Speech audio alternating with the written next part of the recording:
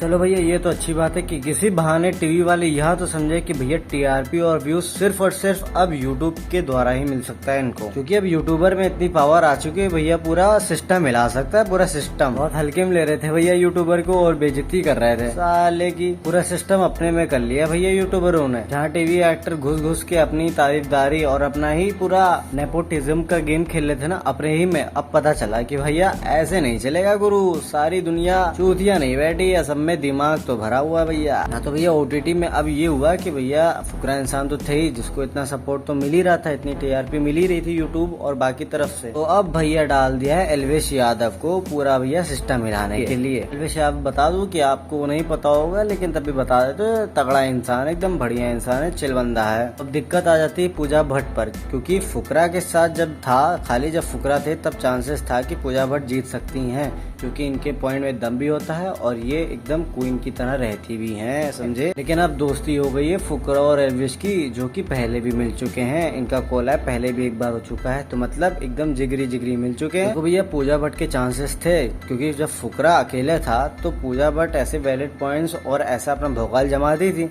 जो कि बाकी लोग उनके सुनते थे। लेकिन अब ये क्या हुआ कि फुकरा के साथ आ गए एल्विश। अब जब एल्विश आ गए, जो कि हैं फुकरा के दोस्त और ठहरे दोनों यूट्यूबर, पूरा का पूरा बाहर से ऑडियंस सपोर्ट इनको कर रही है, तो अब हो गया चांसेस पूजा भट्ट के कम थोड़े। लेकिन उसके बीच में अब कौन कूद रहा है? अविनाश, क्योंकि भैया एल्विश यादव ने उसको बेवकूफ का बच्चा बोल दिया था। अब इस पे ये हुआ, इसको इतना सीरियस ले लिया गया कि अब इन दोनों के बीच में घमासान लड़ाई हो गई। खैर उस लड़ाई में सीधी सी बात है, एल्विश इतना ऐसे फनी पॉइंट्स बोल दिया और ऐसी चीजें बोल दी जिसपे इनके मीम्स बन रहे हैं एकदम सेवेज वाले। उन्होंने सीधा साधा ये कहा था कि बेवकूफ का बच्चा, जिसको देख के फुकरा इंसान और एल्विश यादव के बीच में थोड़ी सी अनबन हो गई थी। कि फुकरा सबके सामने तो नहीं, लेकिन प्राइवेट में जाके उनको ये समझाते हैं कि तुमने जो बोली है वो चीज थोड़ी गलत है। उसी में एल्विश यादव ने कहा कि अगर तू गलत भी होता ना, मैं तेरा साथ देता, तुमने मेरा साथ छोड़ दिया। आपको कहता है एल्विश यादव ने जो बोला वो सही बोला कि गलत बोला। वहीं दूसरी तरफ फुकरा इंसान ने गलती निकाल दी एल्विश यादव की, जो कि इनको थोड़ा नहीं अच्छी लगी, लेकिन बाद में थोड़ा मना लिया गया और कंसोल हो गया, तो दोनों साथ साथ वापस हो गए हैं। और वहीं जिया की बात करें तो एल्विश यादव जानते हैं जिया से कितना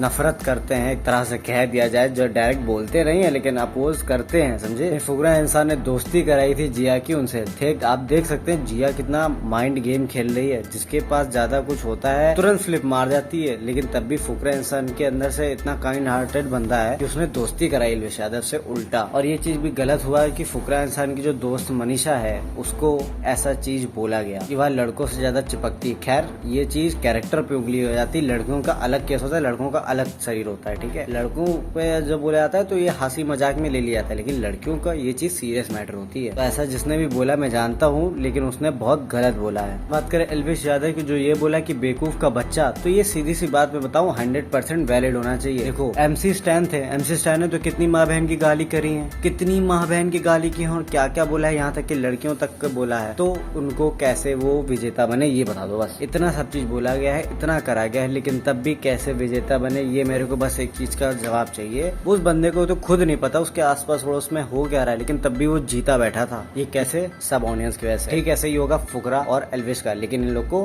पूरा माइंड सेट पता है तब भी। सीधा सीधा ये है कि फाइनलिस्ट मेरे ग्राफ से मनीषा, एल्विश और फुकरा होने चाहिए। आपको क्या लगता है?